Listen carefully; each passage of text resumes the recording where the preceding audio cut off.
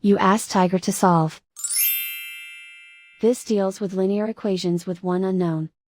The final result is f equals 2. Let's solve it step by step. Group all constants on the right side of the equation. Add 2 to both sides. Simplify the arithmetic.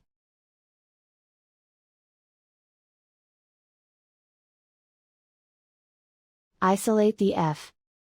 Divide both sides by 3. Simplify the fraction. Find the greatest common factor of the numerator and denominator.